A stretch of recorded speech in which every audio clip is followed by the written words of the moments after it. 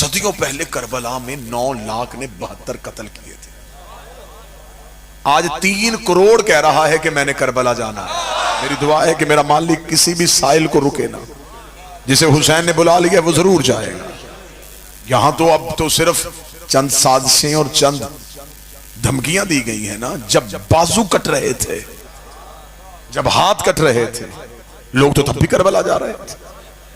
जब मतवक्कल का दौर आया था और उसने कहा था कि अगर क्या है, लोग क्यों करबला की तरफ जाते हैं। यह अब्बासी बादशाह था, यह बहुत मलऊन था, जालिम था। उसे उसके वुज़रा ने बताया कि हुसैन की करबला की ज़ियारत नहीं रुक रही। इसने कहा क्यों नहीं रुक रही? उसने कहा जी हुसैन की आशिकी पड़े। इसने कहा इतना टैक्स लगा दो कि कोई हुसैन की ज़ियारत के लिए जाए ना।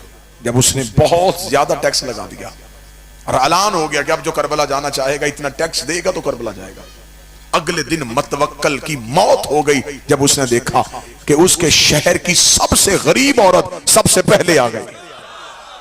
शहर की सबसे गरीब औरत सबसे पहले आई और उसने आगे जो जुमला कहा वो जुमला तुम्हारे अकीदों के लिए। उसने मतवक्कल के दरबार में आके कहा मैंने सुना है कि ज़ियारत सस्ती हो गई है। उसने कहा बुढ़िया टैक्स लग गया है।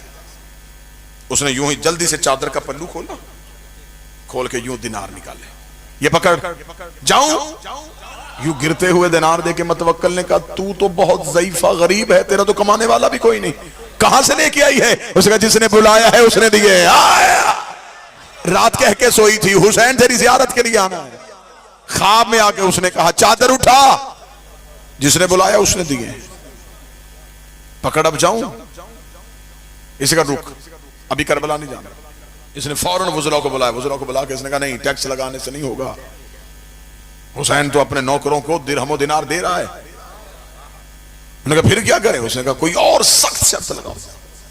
क्या शर्त लगाएं? उसका जो हुसैन की ज़ियारत के लिए जाए उसका एक बाजू काटो।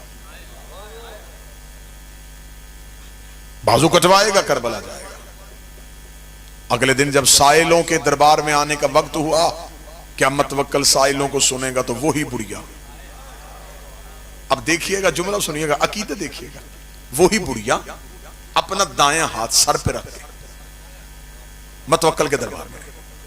मतवक्कल ने कहा बुढ़िया अब क्यों आई है? उसने कहा मैंने सुना है ज़ियारत मुफ्त हो गई है। बाजू कटवा रहा है ना, कटवाने आए। उसने कहा मैंने काटना है, तूने सर पे क्यों रखना है? ओ क्या कहने अली वालों, हुसैन के आशिकों। बुढ़िया देखा दी अब ये मेरा नहीं हुसैन का हो गया। जो चीज हुसैन की हो जाए वो सर पे रखी जाती है। अब ये बाजू मेरा नहीं है, ये हुसैन का है, जल्दी काट, करबला जाने दे। उसने कहा अभी का भी असूल बदल देते हैं, फिर एक बाजू नहीं 2। बुढ़िया ने कहा दोनों काट। उसने कहा पांव भी कटेंगे। उसने कहा दोनों काट। मतवक्कल ने कहा मैं इसी बुढ़िया को ऐसा इबरत का निशान बना दूंगा, फिर दुनिया कोई ज़ियारत के लिए जाने के लिए सोचेगा भी नहीं। ये बुढ़िया क्या समझती है कि मैं इसके इश्क के आगे हार जाऊंगा? इसने कहा अभी इस बुढ़िया के बाजू भी काटते हैं, इसके पांव भी काटते हैं, फिर देखते हैं ये ज़ियारत के लिए कैसे जाएगी। मतवक्कल अपने महल के बाहर मीनार पे खड़ा हो गया। बुढ़िया के बाजू कटवाए गए, बुढ़िया के पांव कटवाए गए, खुद महल के मीनार पे खड़ा मंजर देख रहा था और उसने अपने सिपाहियों से कहा धक्का दो बुढ़िया को दरबार से बाहर, अब मैं देखूंगा कटे हुए हाथों से, कटे हुए पांव से चलेगी कैसे, उठेगी कैसे, जाएगी कैसे। जो ही सिपाहियों ने लहू से भरी बुढ़िया को यूं दरबार से बाहर धक्का दिया। मतवक्कल मीनार पे देख रहा था, अभी धक्का देके अभी बुढ़िया जमीन पे गिरी नहीं, या एक घोड़े सवार आया, उसने हाथ से बुढ़िया को उठाया, अपने घोड़े के ऊपर बिठाया। बुढ़िया ने जाते जाते मतवक्कल की तरफ देखा, शुक्रिया, पहले चल के जाना था, अब वो लेने आ गए।